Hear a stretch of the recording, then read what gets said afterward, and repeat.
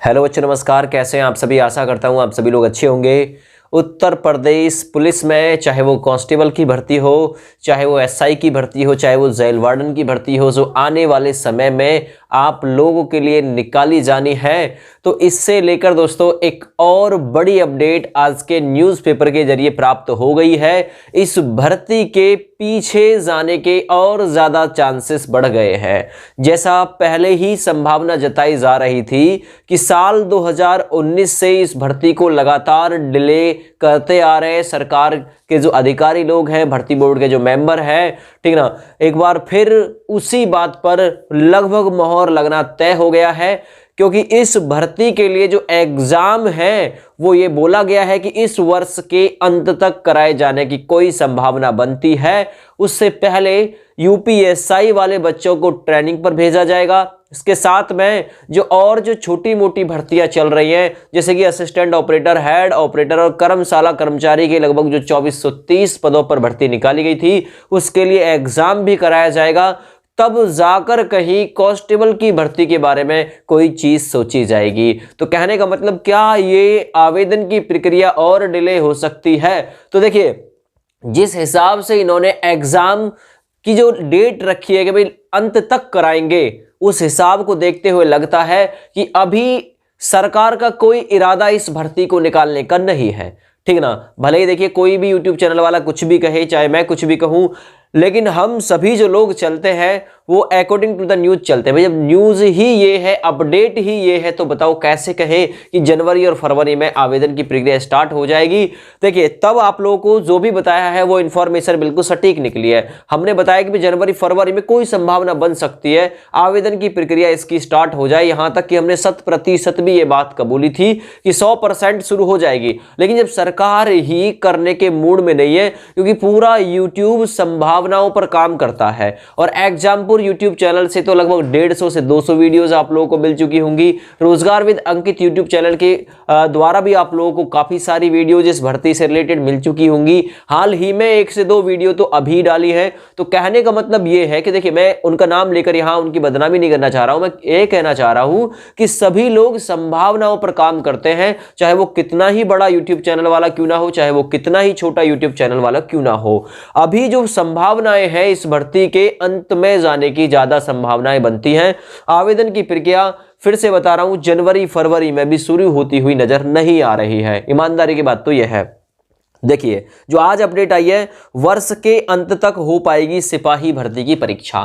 तो साल 2024 में लेके चुनाव वाला मुद्दा बन गया सेम।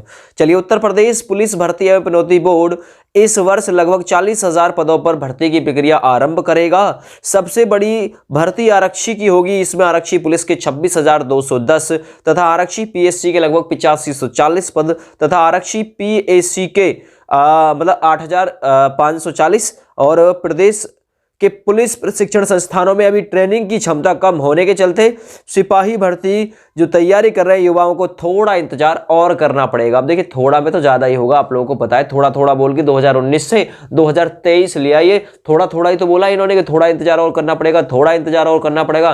तो ये कहना चाह रहे थोड़े इंतजार का, वही वाली बात है, मजा लीजिए, है ना।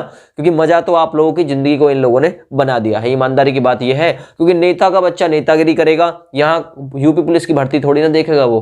भाई, इसका जो भी दर्द है वो यही समझेगा जो इस काबिल होगा, जो इस क्षेत्र में जाना चाह रहा होगा, ठीक है।